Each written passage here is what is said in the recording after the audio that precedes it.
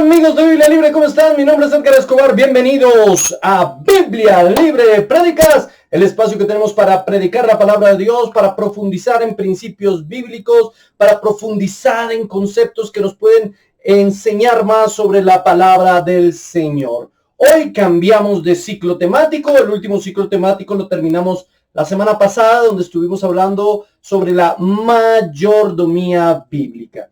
Hoy vamos a cambiar radicalmente de ciclo, vamos a cambiar a algo que también es muy importante, que también es muy práctico y que nos va a servir muchísimo. Vamos a comenzar un nuevo ciclo que he denominado el ciclo de ortodoxia. La ortodoxia cristiana. ¿Qué es la ortodoxia cristiana? ¿Cómo podemos entender la ortodoxia cristiana? ¿Para qué sirve en la cotidianidad la ortodoxia cristiana? ¿Qué podemos nosotros ganar conociendo la ortodoxia cristiana? ¿Por qué el Señor quiere que sepamos qué es, cómo funciona y de qué se trata la ortodoxia cristiana? ¿Cómo podemos argumentar bíblicamente la ortodoxia cristiana? Y vamos a tocar, hermanos queridos, en este ciclo, una serie de puntos supremamente importantes a fondo. Puntos que tal vez ya hemos tocado en mensajes anteriores y ciclos anteriores, pero a diferencia, en esta oportunidad vamos a intentar profundizar muchísimo más en estos conceptos, argumentando de forma bíblica, de forma histórica y de forma racional las verdades más importantes de la palabra de Dios. Así que le pido que vaya ahora mismo por un cuaderno y un lápiz. Tome apuntes. Recuerde usted que una pálida tinta vale más que una brillante memoria.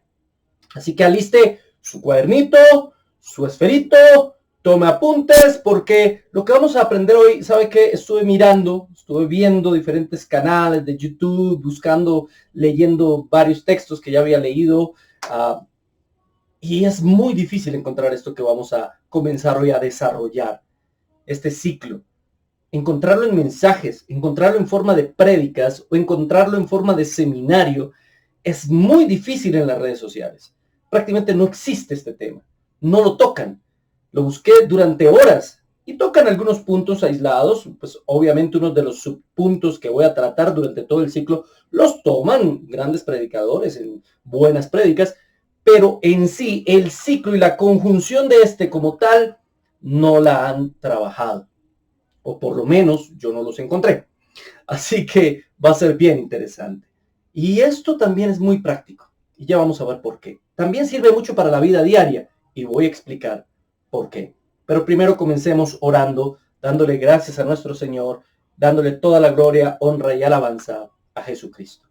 Amado Señor, Dios Padre Celestial, a ti sea toda la gloria, toda la honra y todo el honor. Toda nuestra vida es tuya, todo nuestro corazón es tuyo, todos nuestros sueños están en ti, Señor. Todo lo que somos, hacemos, pensamos y sentimos es tuyo, Señor. Mira nuestra vida, mira nuestro esfuerzo en esta mañana al venir a escuchar esta nueva prédica en Biblia Libre Prédicas. Ayúdanos a aprender algo nuevo, ayúdanos a aprender algo especial. Señor, ayúdanos a conocer mejor tu palabra por medio de esta predicación, a amarte más, a conocerte mejor a ti, a profundizar más en las verdades bíblicas, a poder entender esas verdades de una forma más profunda, a tener argumentos suficientes para poder evangelizar a un amigo católico romano, a un amigo unitario, a un amigo testigo de Jehová, a un amigo adventista, a un amigo mormón o de cualquiera de estos grupos judaizantes. Ayúdanos, Señor, a tener los argumentos suficientes, y para eso es este ciclo, para que tú nos des argumentos para evangelizar, para que tú nos des tranquilidad en nuestras propias convicciones, para que te conozcamos mejor y así tengamos una relación más íntima y más íntegra contigo, para amar más la palabra, Señor, y poder acercarnos a ella de una manera más confiada, más segura y con cada vez más y más pasión. Gracias te doy, Señor, por el privilegio que me das en este día de compartir con mis hermanos queridos. Te pido que este video pueda llegar a muchas más personas. Ayúdanos, Señor, a llegar, por favor, a personas nuevas. Ayuda a mis hermanos a que compartan este video por todas sus redes sociales para poder llegar a estas personas con la palabra del Señor. Gracias por el privilegio y el honor que nos das de compartir contigo y por esta mañana en la cual estamos en tu presencia, en el nombre del Padre, del Hijo y del Espíritu Santo. Amén. Hoy, mis hermanos queridos, podemos presenciar uno de los momentos más difíciles de la historia del cristianismo. Hoy estamos en presencia de uno de los momentos históricos más complicados de la doctrina cristiana, pero esto había sido profetizado siglos atrás por el mismo apóstol Pablo e incluso por el mismo Señor Jesucristo. Muchos vienen en su nombre diciendo ser los ungidos o diciendo ser el Cristo. Muchos vienen en su nombre diciendo traer la verdadera palabra de Dios, y muchas personas que realmente de corazón tienen un celo y un anhelo y un deseo de encontrarse con el Dios de la Biblia, desafortunadamente no saben hacia dónde coger, no saben qué decisión tomar. Pareciese que hay un desorden completo en todas las religiones y todas las creencias y todas las doctrinas, incluso dentro del mismo cristianismo protestante. Parece que hay tantas ramas y tantas secciones y tantas divisiones y tantos diferentes puntos de vista y tantas diferentes doctrinas que no sabe uno a dónde ir o qué opción tomar. Por eso creo necesario e importante comenzar este ciclo de ortodoxia cristiana. Porque quiero enfatizar qué es lo que realmente es el cristianismo. Qué es lo que realmente creemos los cristianos históricos. ¿Qué es lo que realmente hace que uno sea o no sea cristiano? Y para esto, obviamente, tomaré como primera fuente fundamental la Biblia, la palabra de Dios, que es nuestra fuente de fe, doctrina y gobierno, y argumentaré por qué más adelante, no hoy. Y también tomaremos la historia y hablaremos algo de la historia y la historia de las herejías. Y nos daremos cuenta cómo alrededor de la historia se han venido repitiendo una y otra vez las mismas herejías. Y aún seguimos creyendo, bueno, yo no, y ustedes espero que tampoco, pero muchos siguen creyendo en ellas. Y finalmente tomaremos la razón, la lógica, la capacidad que Dios nos dio de interpretar, de analizar, de pensar, de reflexionar. Conjugando estos tres factores y poniendo por sobre todas las cosas la palabra de Dios, podremos analizar qué es verdaderamente ser cristiano, qué es lo que creemos realmente los cristianos. Y usted podrá entonces, con toda confianza, decir, voy a congregarme aquí, voy a congregarme allá, esta es una iglesia de sana doctrina y esta no. Si después de este ciclo, mi hermano, usted todavía me sigue preguntando, hermano, ¿esta es o no es una iglesia de sana doctrina? Apague y vámonos. Después de este ciclo, a todo el que me pregunte y me escriba lo mismo que me escriben todas las semanas, 100 o 200 veces, ¿cuál es? ¿Esta es de sana doctrina o no? ¿Esta es buena o no? Si después de ver este ciclo usted todavía no sabe, hermano, usted no puso atención, vuelve y vea el ciclo. Después de este ciclo, usted debe poder reconocer plena y absoluta y detalladamente qué es una verdadera iglesia de sana doctrina, porque usted conocerá qué es la ortodoxia cristiana. Comencemos por ahí. ¿Qué es la ortodoxia cristiana? ¿De qué trata? ¿Cuáles son sus aspectos más resaltantes? Definición de ortodoxia. La palabra ortodoxo viene del griego y está compuesto de la palabra ortos, recto, derecho, estricto o canónico, y doxo, verdad. Ortodoxo, la doxia, la ortodoxia nos habla de los principios fundamentales cristianos que consideramos verdades absolutas, inamovibles e incuestionables. En ese sentido, la ortodoxia cristiana se define como un conjunto de doctrinas bíblicas inamovibles, incuestionables e indiscutibles, absolutamente necesarias para la salvación y santificación del creyente y que lo identifican como cristiano. Si en algo se han justificado nuestros amigos romanistas para atacar a nosotros, los cristianos protestantes, durante toda la historia, es en el hecho de que ellos afirman que nosotros cambiamos frecuentemente las doctrinas, que tenemos un desorden doctrinal constante y continuo, que no creemos las mismas cosas todos, y que mientras tanto ellos en la Santa Madre Iglesia tienen unos dogmas inamovibles que han sido instituidos desde el principio, desde la fundación del cristianismo, y que han sido aprobados por la iglesia, y que por ende ellos son la iglesia verdadera, porque siempre han creído lo mismo hasta hoy. Cosa que como historiador considero absolutamente falsa. Y digo que considero absolutamente falsa porque creo que los dogmas eclesiásticos actuales no vienen y no son los mismos que ellos tenían, o que dicen que tenían, en el principio del cristianismo. No veo como historiador por ningún lado el dogma de la Asunción Mariana, ninguno de los dogmas marianos. Ninguno de ellos los veo en el principio de la iglesia cristiana. Así que eso de decir que nosotros cambiamos las doctrinas mientras ellos tienen siempre los mismos dogmas es una mentira. Es una mentira. Nosotros no tenemos unidad doctrinal total, pero sí debemos tener una unidad ortodoxa, una unidad dogmática, una unidad doctrinal en lo esencial, en lo fundamental, en la ortodoxia cristiana. Y es ahí donde me voy a enfocar. ¿Cómo podemos nosotros diferenciar qué es lo que nos une? ¿Cómo podemos enfatizarnos nosotros entre diferentes denominaciones cristianas protestantes en las cuestiones que nos unen como hermanos, en vez de estar enfatizando en aquellas cuestiones que tienen menor relevancia y que nos separan?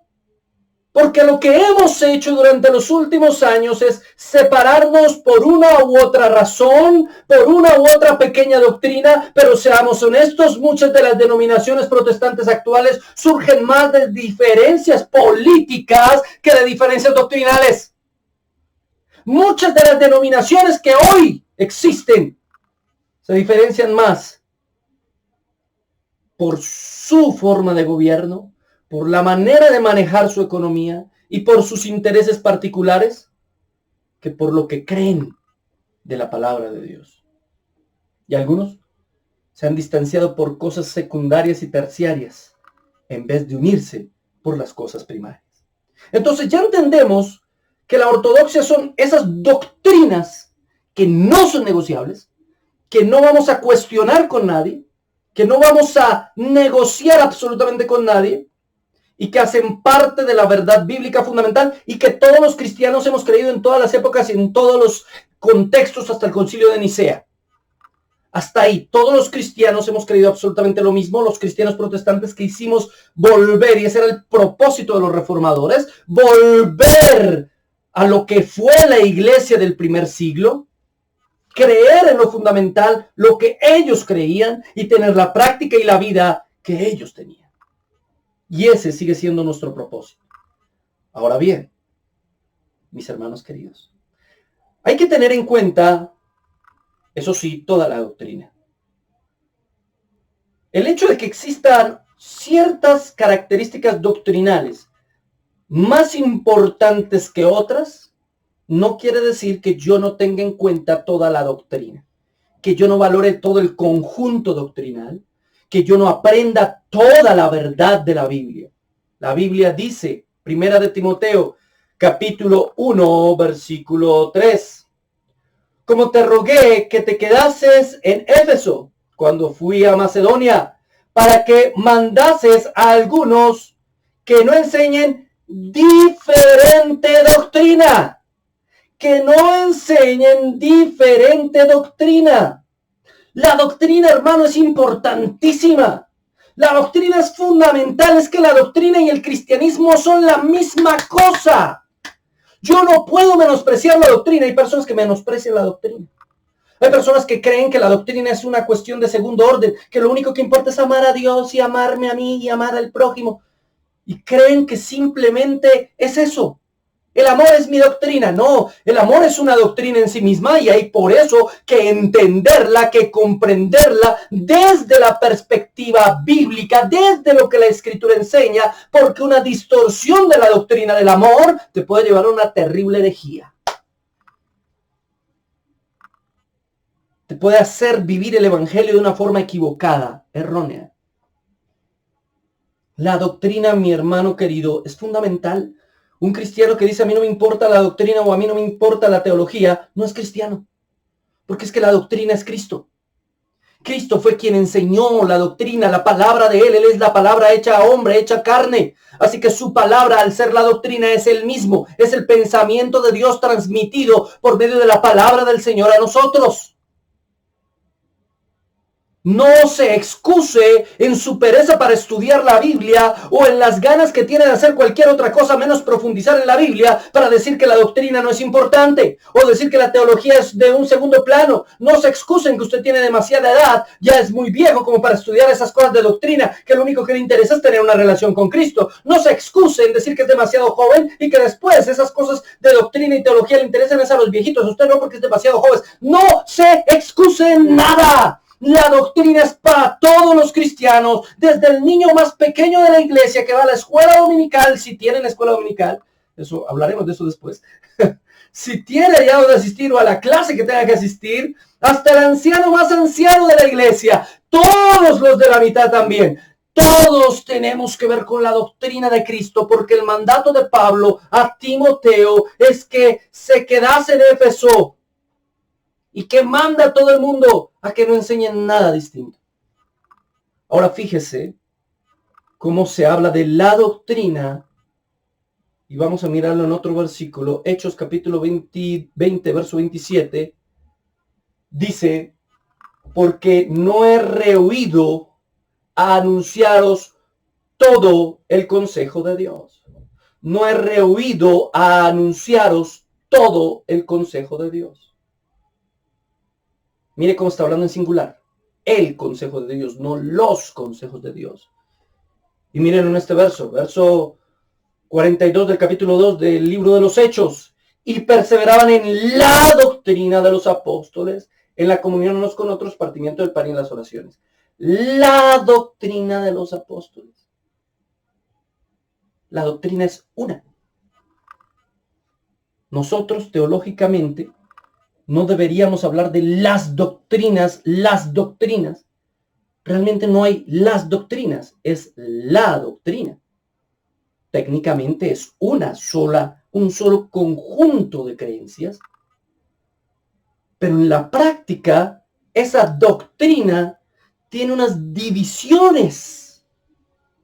Para poderla estudiar de manera juiciosa, tenemos que sistematizarla. Tenemos que convertirla en un sistema de creencias porque, bueno, es bastante amplia. Ahora, aunque la sistematicemos, pues uno coge la doctrina completa y dice, doctrina sobre la salvación, soteriología. Entonces ya la dividí. Estaba hablando de la doctrina cristiana, es una sola, pero la soteriología me habla solo de la salvación. Doctrina sobre el espíritu, la neumatología. La doctrina es una sola, pero la divido en neumatología y soteriología. Doctrina sobre los eventos de los últimos días y del fin de los tiempos y del fin del hombre. ¿Sí? Escatología, la divido. Entonces, tengo la doctrina, pero para estudiarla tengo que dividirla. Ahora, yo no puedo dividir la doctrina y verlos como núcleos separados de los demás núcleos. Porque aunque para su estudio tenga que dividirla en diferentes núcleos, cada uno de ellos funciona dependiendo del otro. Tiene que haber una armonía doctrinal en cada uno de los aspectos que voy a estudiar. Y ahí hay un primer gran error de muchas iglesias. enfatizan una sola cosa. Entonces nosotros vamos a enfatizar el Espíritu Santo y los dones espirituales. Y aquí todo es espíritu, espíritu, espíritu. Se olvidan del Padre y del Hijo y lo dejan a un lado. Espíritu, espíritu, espíritu. Y lo que sientas y lo que vivas. Enfocan solo una cosa y se olvidan del resto de la doctrina. O aquí vamos a hablar solamente de prosperidad, de aquí, de cómo Dios bendice.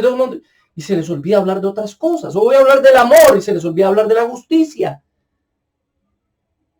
¿Me hago entender? Por eso es que Hechos dice que debemos predicar todo el consejo de Dios. No solo una parte, no solo la parte que me convenga, no solo la parte que me guste, no solo la parte bonita. Todo el consejo de Dios.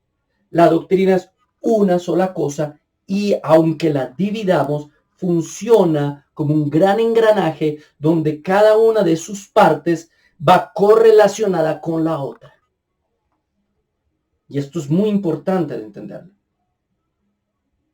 Pese a eso, aunque la doctrina sea una sola y toda, escúcheme bien, toda es importante, pese a que toda es importante, sin lugar a dudas, hay unas doctrinas relacionadas con la salvación, donde si yo creo algo diferente a eso, no soy salvo.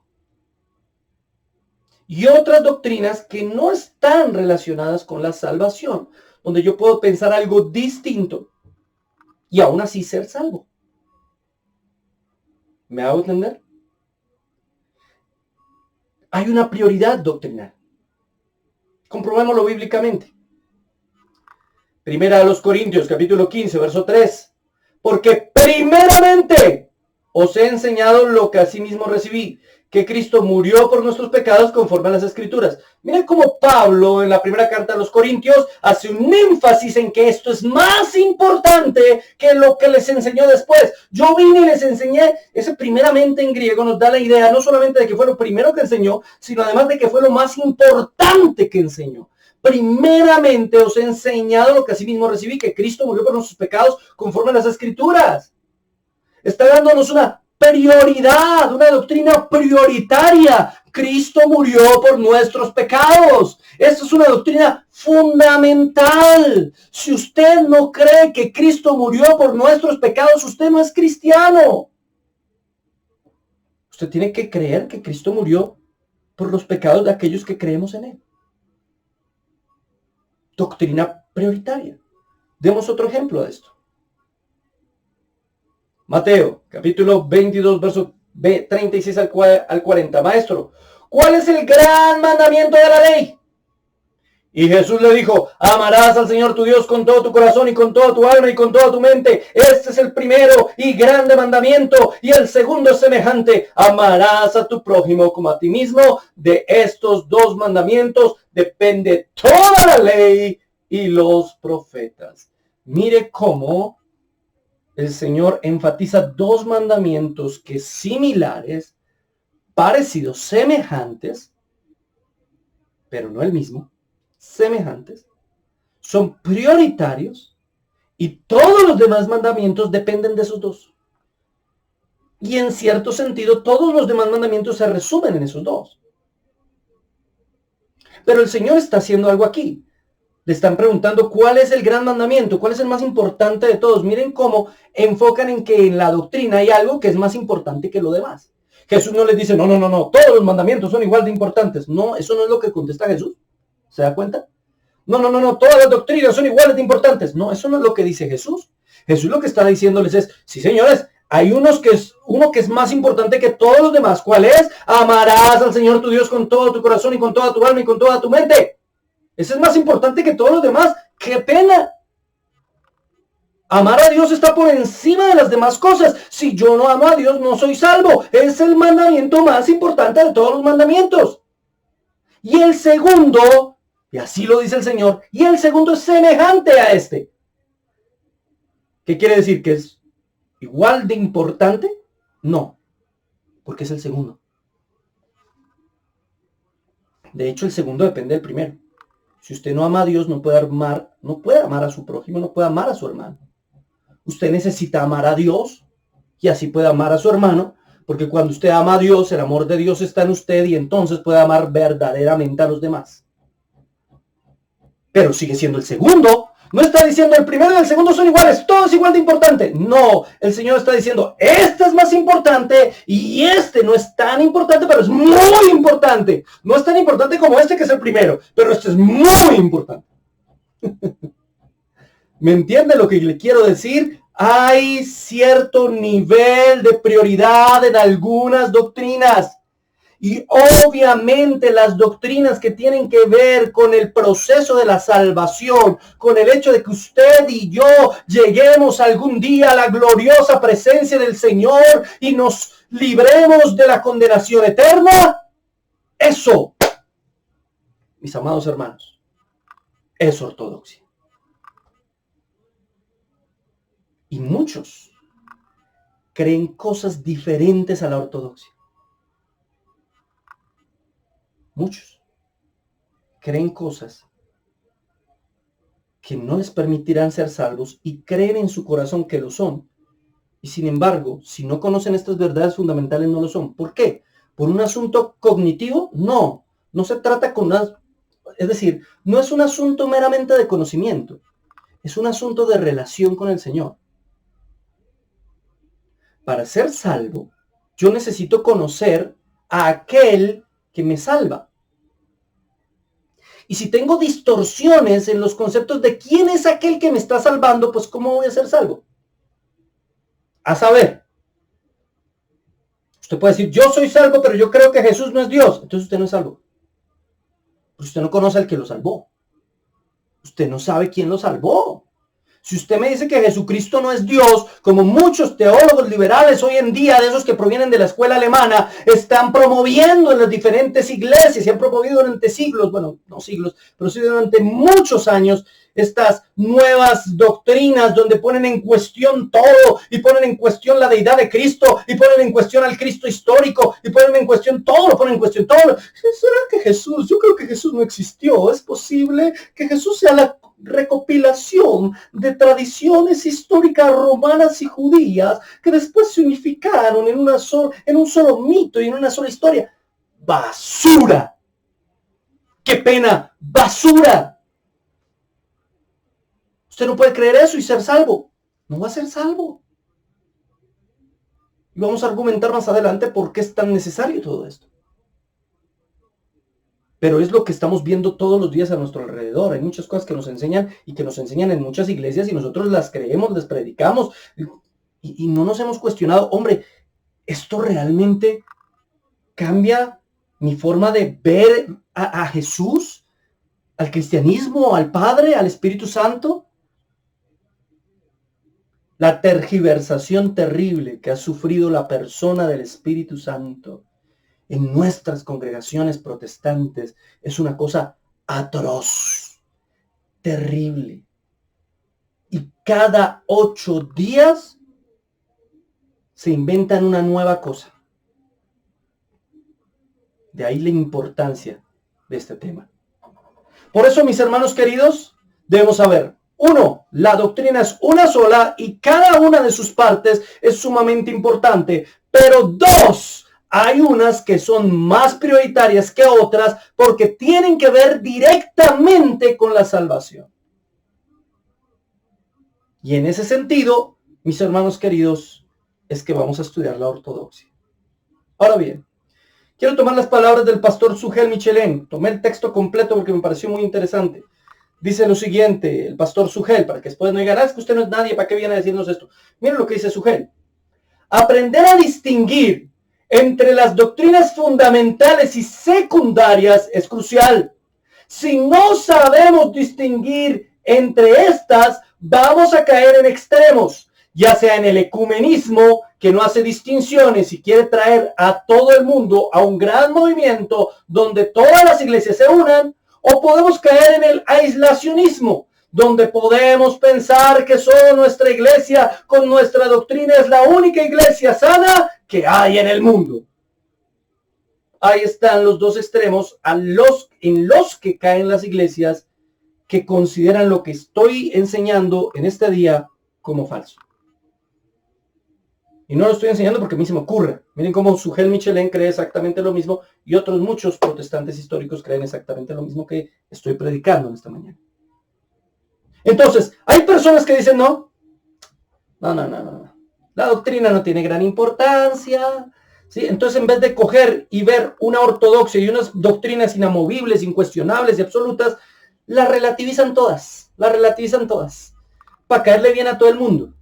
Y para ser amiguito de los testigos de Jehová, de los unitarios, de, ¿cómo se llama esta? La Iglesia Universal, para ser amiguitos de la Iglesia Ministerial de... ¿sí?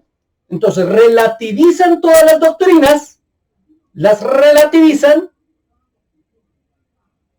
para pasar de largo por todo. Es un peligro gravísimo porque terminan cayendo en el ecumenismo. Y entonces, esas sí son las iglesias que juzgan los romanistas como iglesias que cambian su doctrina cada 8 días. Porque cambian cosas que no se pueden cambiar, la ortodoxia. Mueven cosas que no se pueden mover. Y entonces los atributos de Dios juegan con ellos como les viene en gana y hacen con ellos lo que les viene en gana, inventándose nuevas fórmulas y nuevos parámetros y nuevas doctrinas. Que no son tan nuevas y ya vamos a ver más adelante también por qué. El segundo error es decir, no, eso de primer orden, segundo orden, tercer orden, eso de que hay doctrinas más importantes que otras, eso es falso. Todas las doctrinas, hasta la más pequeña, son iguales de importantes para la salvación. Ojo, terrible, eso también es un error. ¿Por qué? Porque entonces para quienes piensan así, solamente ellos tienen la verdad. Y uno no puede disentirles en nada porque ellos tienen la verdad absoluta de todas las cosas. No pueden opinar algo diferente en un tema secundario o terciario porque se ofenden y uno es un hereje. ¿Cómo va a decir eso? Pasa muy frecuentemente con las cuestiones escatológicas. Y después voy a argumentar por qué las cuestiones escatológicas son en su mayoría, cuestiones secundarias y algunas terciarias por allá. Pero entonces llega uno a decir, no. Yo creo que la iglesia pasará por la gran tribulación. ¡Ay, hereje! ¿Hereje? ¿Hereje? ¿Eso es una herejía? Pues si usted es de los que cree que no puede organizar las doctrinas en unas de salvación y otras que no tienen directamente que ver con la salvación, es decir, si no cree en la priorización doctrinal, pues sí, pero eso lo convierte a usted en un legalista. Usted está viendo que todo el que piense diferente a usted se va para el infierno. Todo el que tenga una postura distinta a usted en algunos temas se condena. Y tampoco es así. Es verdad, tenemos unas doctrinas inamovibles, incuestionables, pero hay otras que no. Hay otras que no tienen que ver con mi salvación. Si yo creo que la iglesia pasa la tribulación y alguien cree que la iglesia no va a pasar la gran tribulación, ¿eso hace que él no sea salvo o que yo no sea salvo? En ninguna manera. De ninguna forma. Los dos podemos ser salvos. Porque ¿dónde me dice la Biblia que hay que creer exactamente que va o no a pasar la gran tribulación para ser salvo? ¿Dónde?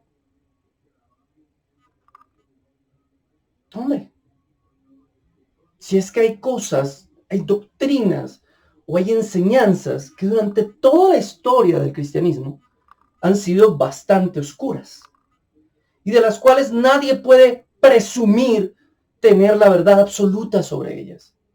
Cada uno toma una postura. Yo tengo posturas escatológicas propias que a mucha gente no le gustan, pero eso no me hace un hereje. Tengo que tomar una postura porque yo estudio las posturas y digo, a mí me parece la más bíblica esta.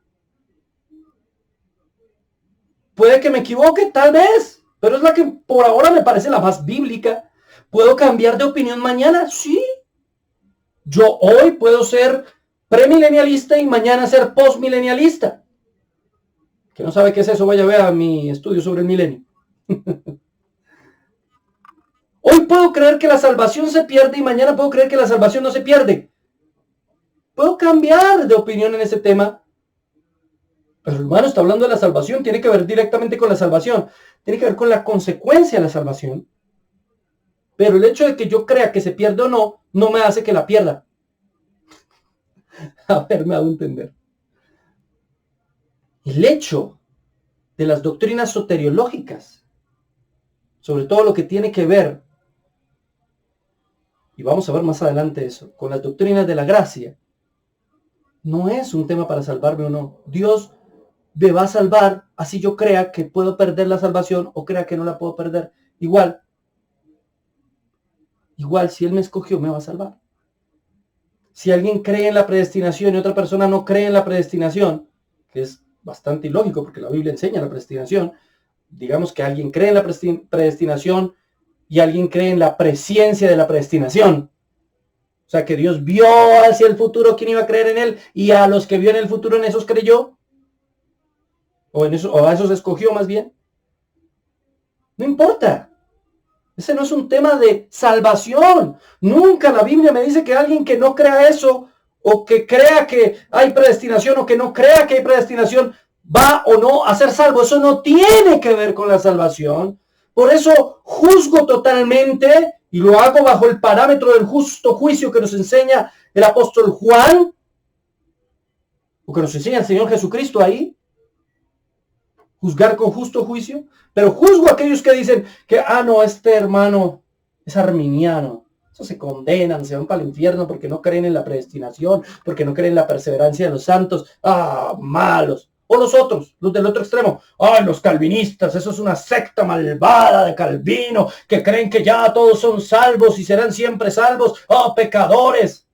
No están entendiendo ni siquiera qué es el calvinismo. Y los otros no están entendiendo qué es el arminianismo. Tenemos hermanos arminianos y hermanos calvinistas. Somos hermanos. Eso no tiene que ver con la salvación. No tiene que ver con la salvación. Es importante para la santificación. Eso es diferente. Eso sí es distinto. Me parece sumamente importante y creo que desde las dos perspectivas se interpreta diferente mi proceso de santificación en el sentido de la santificación progresiva. No en la santificación posicional. Tengo que invitarlos a que vean también las enseñanzas sobre santificación. La santificación se ve en dos sentidos. Una santificación posicional. Ya somos santos en Cristo Jesús cuando creemos en Él, porque somos separados, y ser santo significa separado, diferente. Pero aún no estamos santificados completamente. Eso es lo que se conoce como santificación progresiva. Vamos siendo transformados en un proceso en el que Dios nos hace conforme a su Hijo. ¿Me entienden? En ese proceso, el creer o no que la salvación se pierde, tiene unas implicaciones. O que no se pierde, tiene unas implicaciones.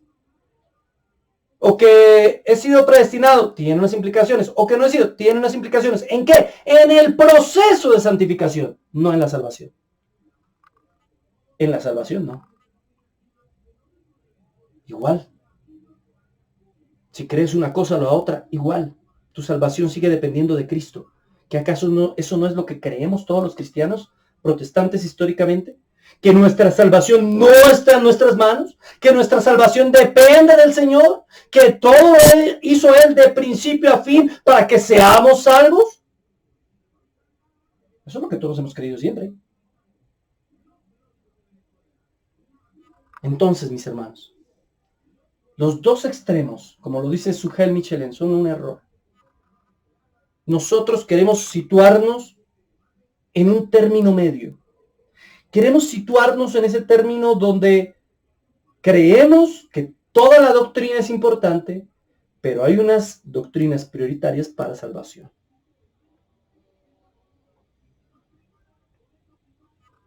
En segundo lugar, la historia del dogma. Y usted me dice, ¿cómo así está hablando de ortodoxia y ahora habla de dogma? Esa palabra dogma es una palabra muy usada por los católicos para referirse a todas sus doctrinas que son inamovibles e incuestionables. Nosotros los protestantes las usamos muchísimo menos, pero cuando la usamos nos referimos también a la ortodoxia, a las doctrinas que son incuestionables e inamovibles. La definición de dogma. Es un punto esencial de una religión, una doctrina o un sistema de pensamiento que se tiene por cierto y que no puede ponerse en duda dentro de su sistema. Que no puede ponerse en duda dentro de su sistema. Por ejemplo, la amartiología, la doctrina sobre el pecado. Yo no puedo ponerme a jugar con la doctrina sobre el pecado, la amartiología. Así se llama la doctrina del pecado. Si usted no lo sabía, escríbalo ahí con H. Amartiología, doctrina del pecado. Yo no puedo ponerme a jugar diciendo, no, es que yo ya no creo que ser homosexual sea pecado. Un momento. Esa es una doctrina ortodoxa, porque la Biblia es muy explícita y detallada en decirnos, nombrarnos, enumerarnos diferentes pecados.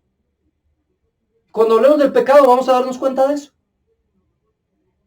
Entonces, como los teólogos liberales que tienen una agenda detrás de ellos, hoy en día dicen, no, es que eso lo podemos interpretar así, y juegan y refuerzan los textos y los sacan de contexto y juegan con el griego para ver cómo se inventan ellos, como el griego cada palabra tiene 2 o 3 formas diferentes de interpretarse. No, mi hermano, el cristiano debe decirle pecado a lo que es pecado, y yo peco cuando cambio esa idea.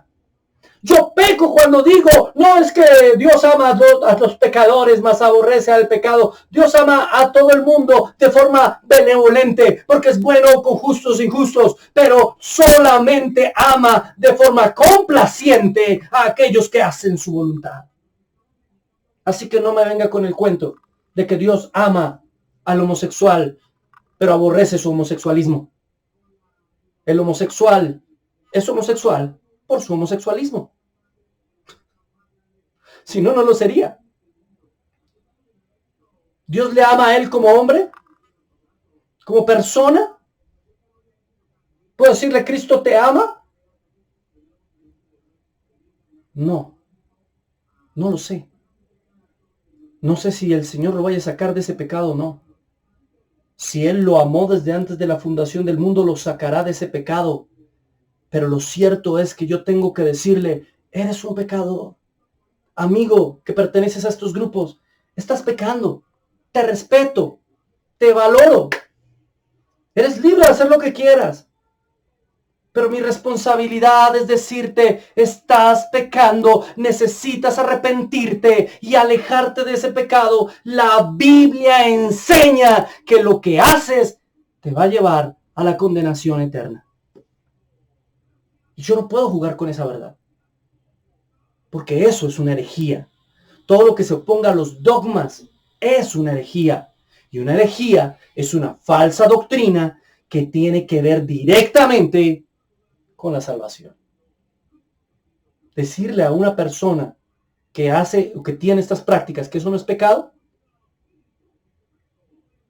No, eso no es pecado, eso está bien, tranquilo, haga lo que quiera.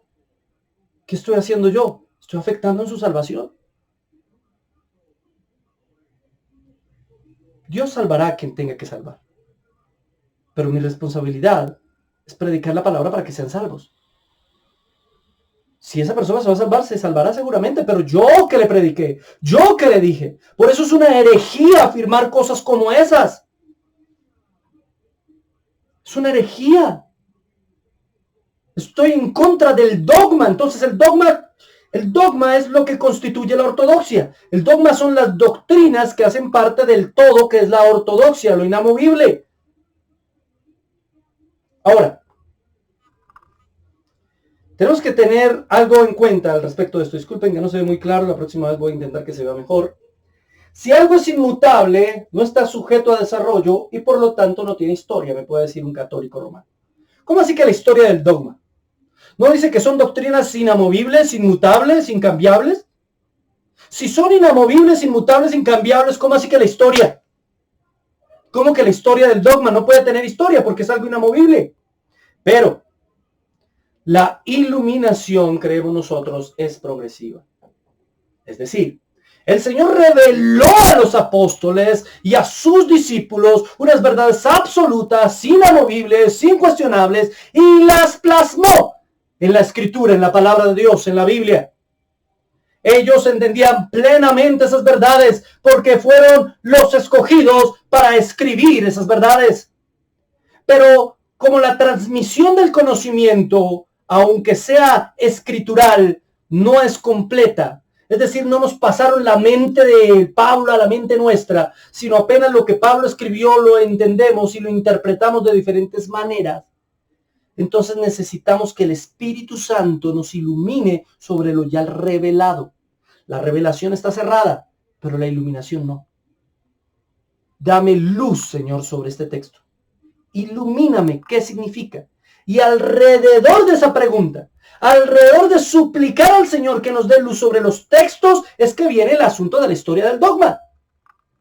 Porque las creencias del cristianismo, aunque entendidas plenamente por los discípulos y los apóstoles, tuvieron que ser reentendidas por los que vinieron después.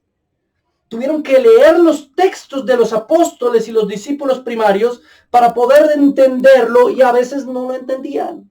Y tenían que sentarse a discutir, a debatir y a charlar para poderlo entender, y ya lo vamos a ver. Entonces, el dogma, además, se formó gracias a la herejía. Hay que darle gracias a la herejía. Señor herejía, muchas gracias, porque gracias a ti tenemos una doctrina sistematizada. Tenemos un grupo de creencias que conocemos cuáles son y por qué creemos lo que creemos. Y todo este proceso, mi hermano, es voluntad divina. Es que si no fuera así, pues nunca habrían venido falsos cristos, falsos maestros, falsos profetas. Y si no vinieran falsos cristos, falsos maestros y falsos profetas, pues usted no se preocuparía por estudiar y profundizar en las escrituras. Dios permite, escúcheme lo que voy a decir, Dios permite que haya herejías, que hayan falsas doctrinas, que hayan falsos maestros, que hayan falsos profetas, para que usted y yo nos preocupemos por profundizar en las escrituras, por estudiar más la palabra, por querer tener luz de lo que la Biblia enseña, y así llegar a las conclusiones fundamentales de la fe.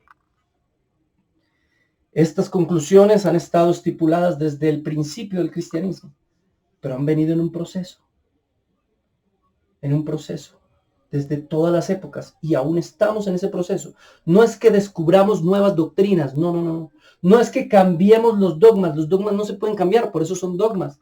Es que los entendemos cada vez más a detalle, porque cuando sale una nueva herejía que nos pone a pensar sobre esas cosas, decimos un momento, que soy lento. ¿Cómo puedo pensar eso? Esto parece contradecir mi dogma, lo que siempre he creído. Entonces, el Señor permite que surjan todas estas herejías. El Señor quiere que surjan todos estos falsos maestros para que los verdaderos maestros, para que los verdaderos discípulos de Cristo tengan un mayor compromiso con la palabra de Dios. Si no fuera por los herejes, no existiría Biblia Libre, seamos honestos. Es gracias a ellos que usted está aquí viendo esta prédica en el día de hoy. Es gracias a ellos que usted algún día abrió como sus ojos, al igual que me pasó a mí. A todos nos ha pasado lo mismo y dijimos, ¿qué me han estado enseñando en esta iglesia? ¿Qué fue lo que me predicaron? Y ahí es cuando nos damos cuenta que todas esas falsas doctrinas que nos creíamos y que nos predicaban, sí afectaban nuestra cotidianidad, sí afectaban nuestra vida, nuestro diario vivir.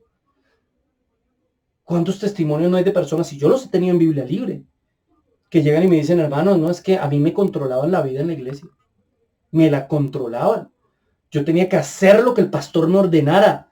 Yo tenía que seguir lo que ellos me dijeran. ¡Ay, donde yo le llevara la contraria a mi pastor!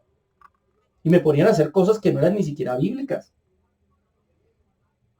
Conozco el testimonio de una mujer que nos contaba y nos decía, a mí me obligaron a casarme con fulanito de tal porque le habían profetizado que ese iba a ser su marido, y se casó con ese tipo y fue un desastre total.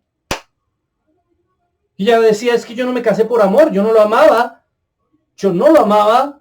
yo solamente, pues, me dijeron que Dios me lo había profetizado, y pues si Dios dice,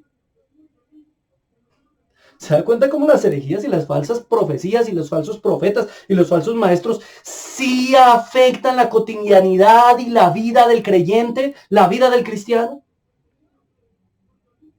Hoy voy en el noticiero, que es al mediodía de hoy.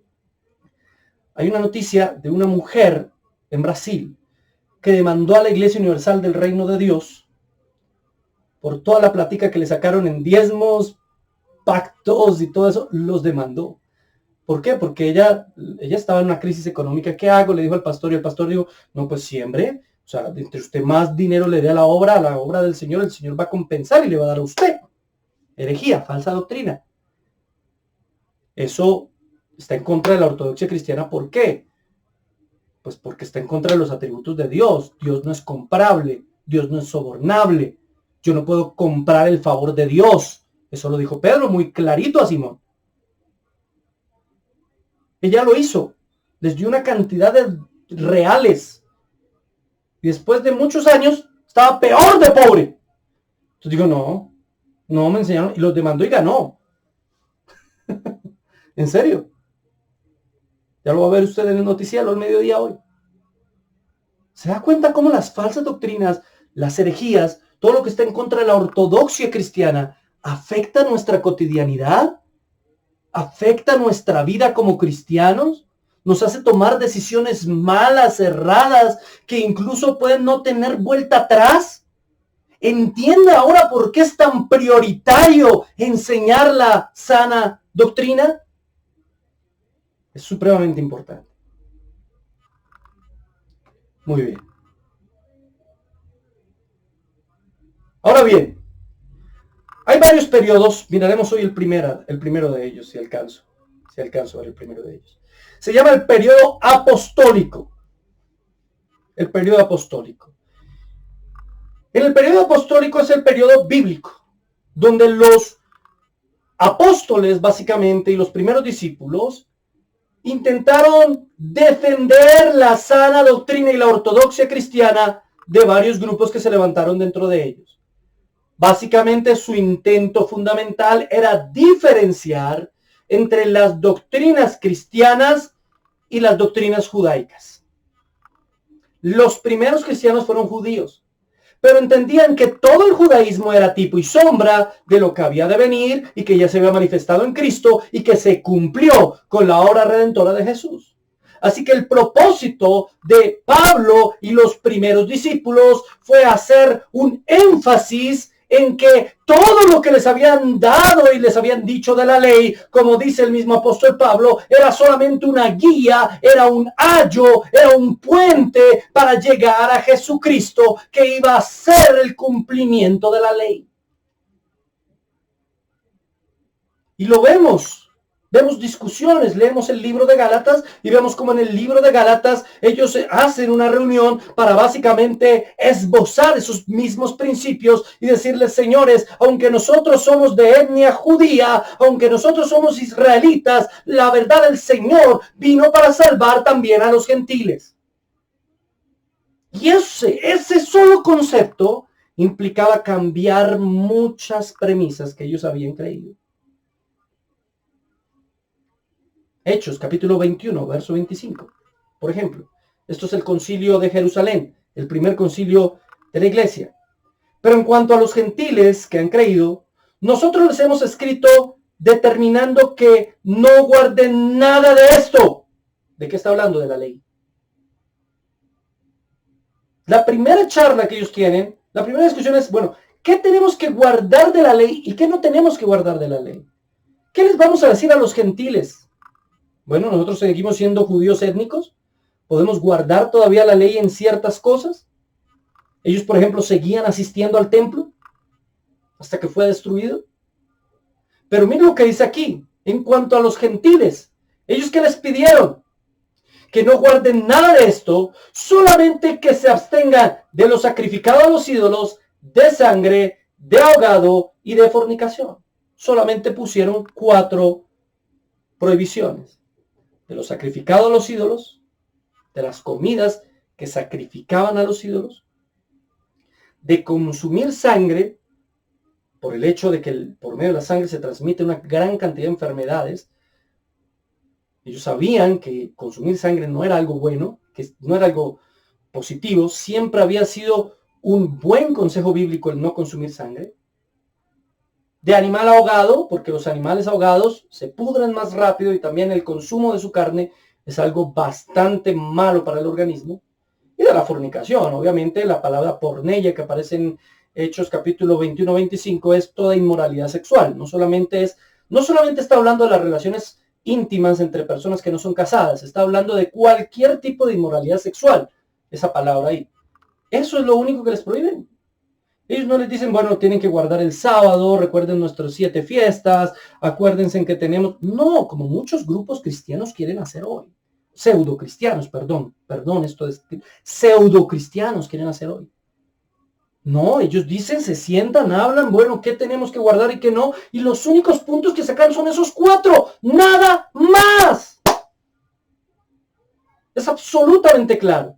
Por eso el propósito en este primer periodo de dogma, donde ellos comienzan a situar qué vamos a creer, qué es lo que vamos a creer realmente, las primeras 4 cosas que ellos determinan son estas. Ahora, con esto encontramos que ya existía un debate doctrinal. Ya estaban debatiendo, ya estaban charlando sobre diferentes doctrinas. No peleados, no agarrándose, no gritándose. No. Estaban charlando y buscando soluciones a la luz de lo que habían recibido de la revelación de Jesucristo.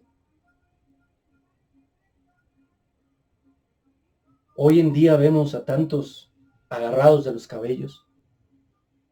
A mí no me gusta ver esos canales de YouTube donde supuestamente hacen debates y lo único que hacen es gritar, insultarse, utilizar formas despectivas y piensan que con eso traen mucha luz. A mí lo que eso realmente me trae es incomodidad, la verdad.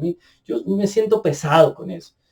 Y cuando vi 2 o 3 debates de esos y ya no vi más debates de esos, porque dije, esto no tiene sentido alguno. Yo estoy más de acuerdo con este. Pero si alguien que no es cristiano, que no ha estudiado, que no ha profundizado en la escritura ve eso, ¿qué va a decir? Ninguno de los dos tiene razón y ya no me interesa el tema.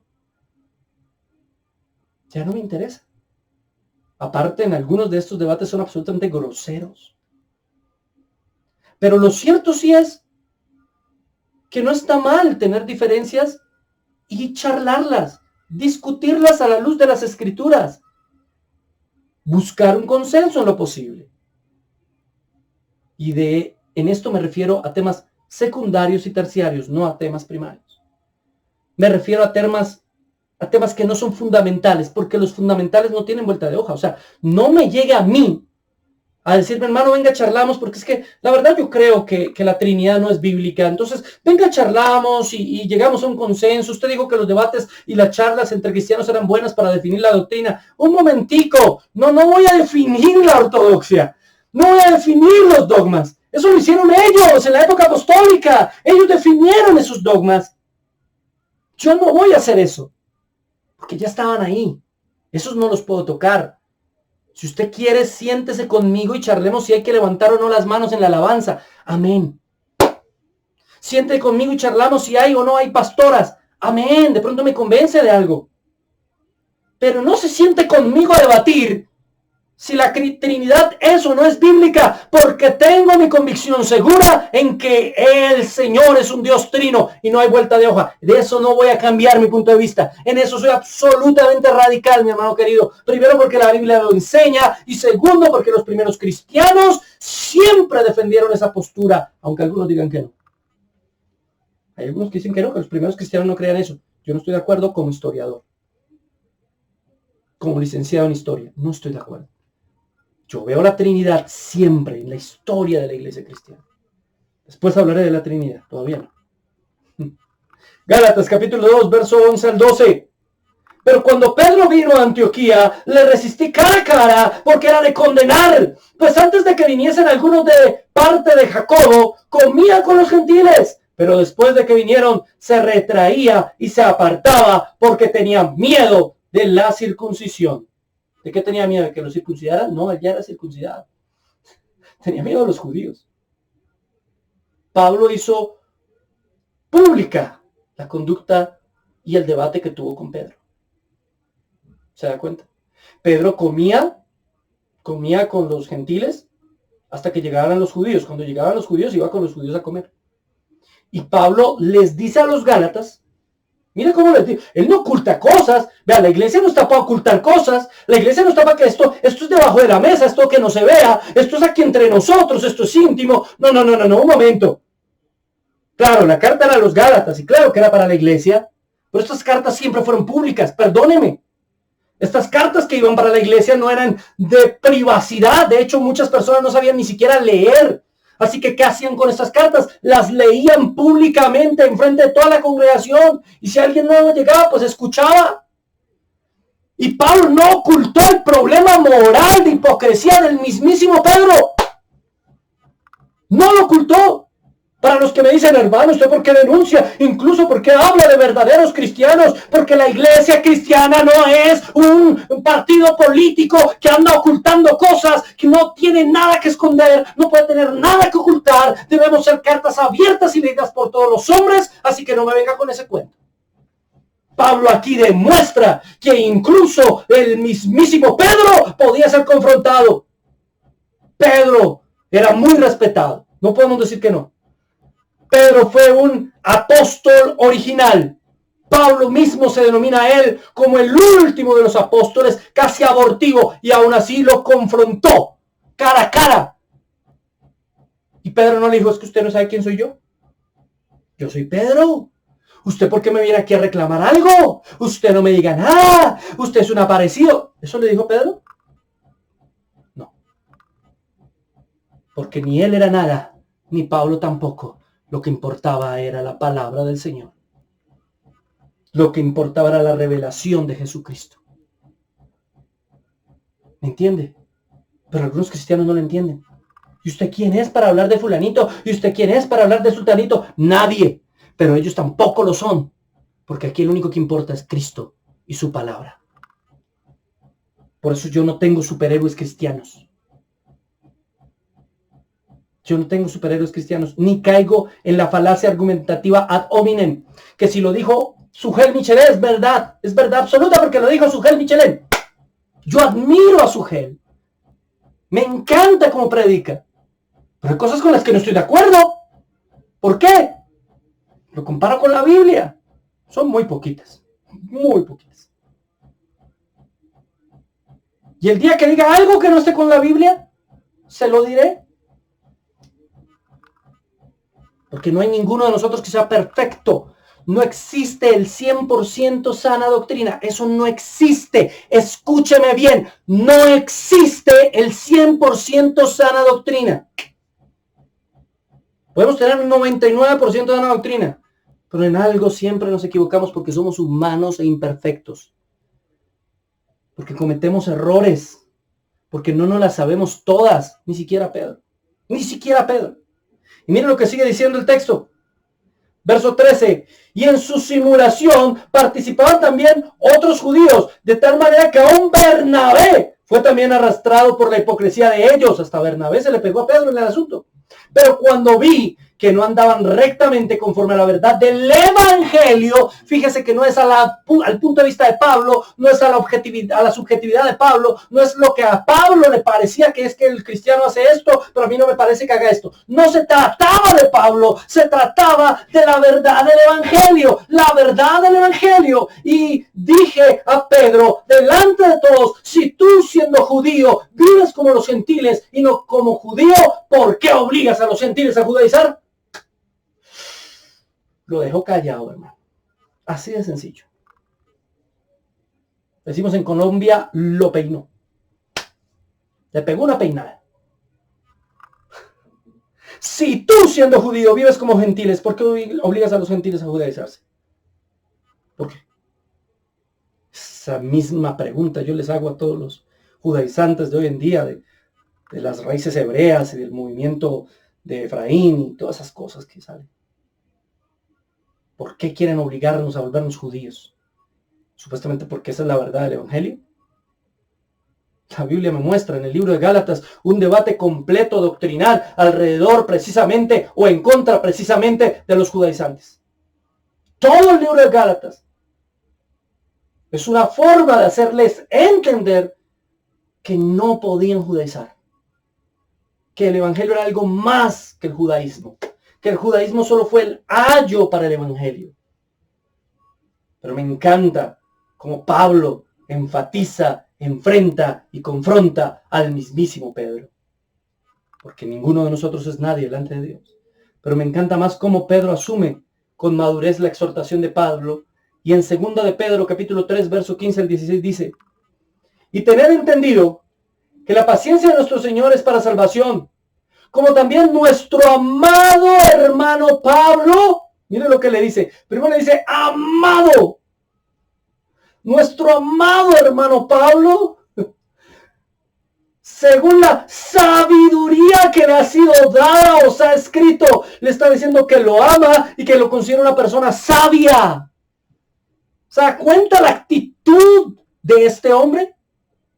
Pedro no se puso allá, pero ¿cómo me van a ir a mí a hablar si yo soy aquí el jefe de la iglesia en Jerusalén? ¿Por qué me viene a decir eso a mí? Es que no, mi hermano.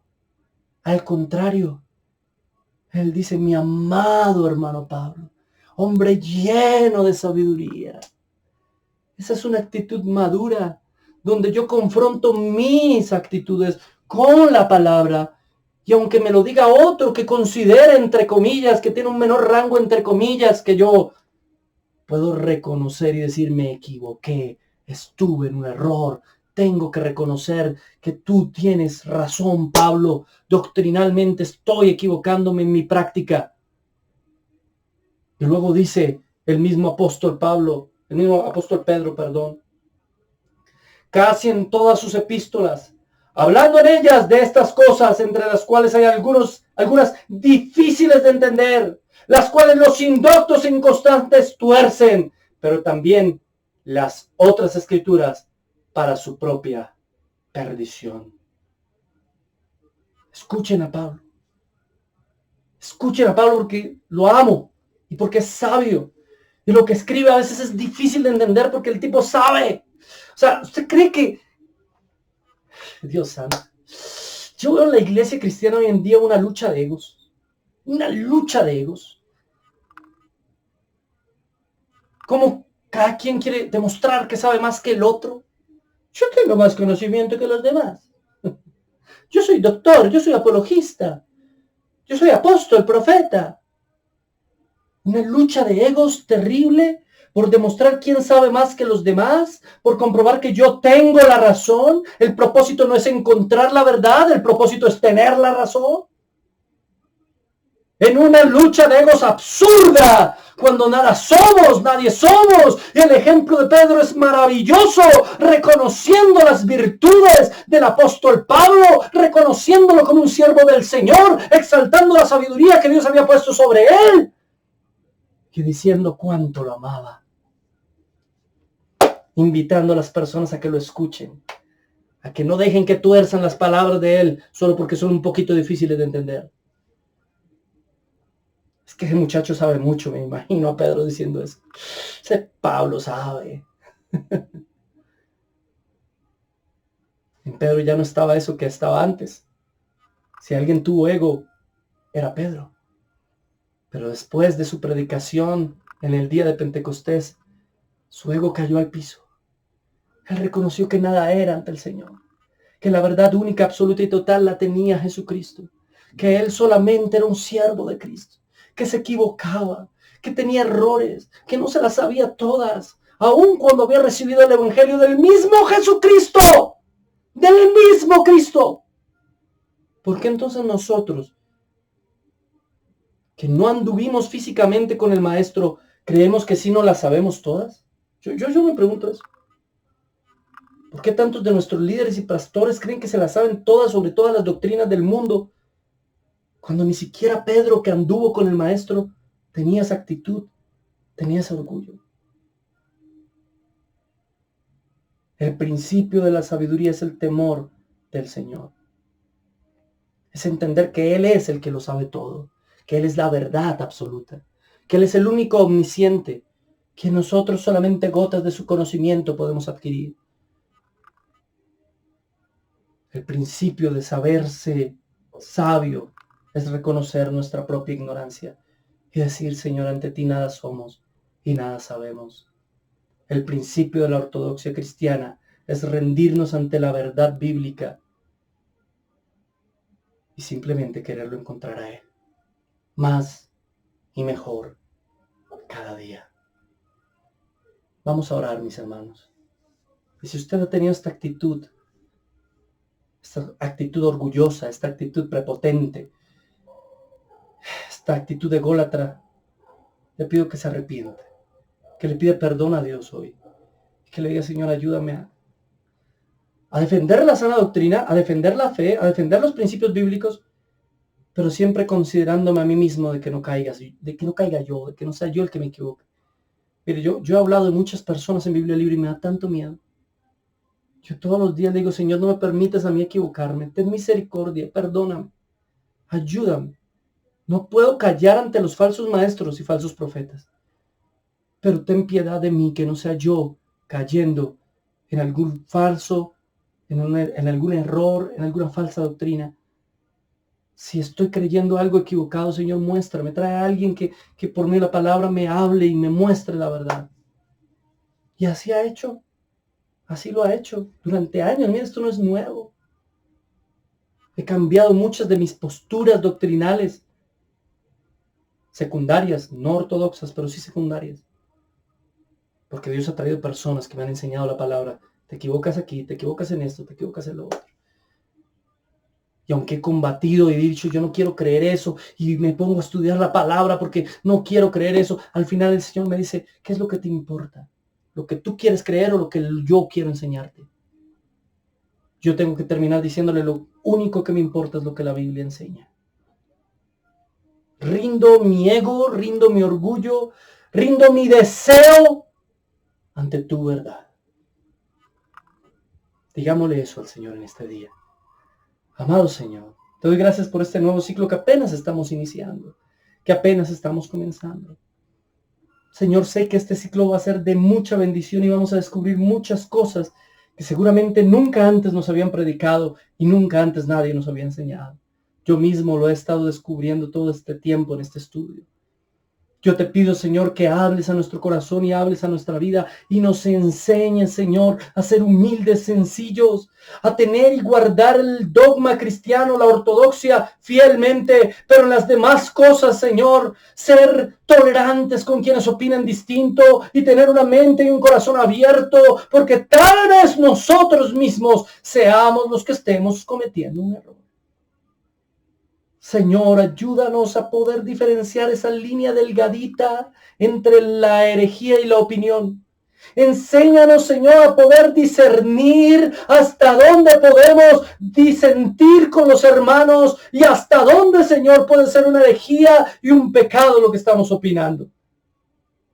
Ayúdanos a ser lo suficientemente sabios y nobles para escuchar consejos, exhortaciones y predicaciones y enseñanzas de personas que tal vez por uno u otro motivo consideremos menores en la fe. Pero que entendemos, Señor, eres tú el que lo sabe todo. Eres tú el que lo conoce todo. Permítenos no negociar los principios trascendentes de la ortodoxia, mantenerlos y defenderlos hasta el final. Permítenos, Señor, conocerlos en este seminario, en este ciclo de ortodoxia.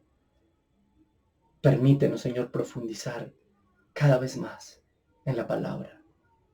En el nombre del Padre, del Hijo y del Espíritu Santo. Amén. Gracias, Señor. Muchas gracias por habernos acompañado. La próxima semana seguimos con la segunda clase sobre ortodoxia cristiana. Lo que viene, hermano, lo que viene. Yo sé que hay muchas dudas que usted ha tenido durante mucho tiempo que se van a ir solucionando a medida que vayamos avanzando en este nuevo ciclo. Muchísimos temas que no hemos tocado aquí en Biblia Libre, que los vamos a tocar. Y para los amantes de la teología y de la historia, lo que van a ver son datos, van a ver enseñanzas, van a ver cosas que van a ser muy prácticas para nuestra cotidianidad, para nuestra vida y para nuestra fe.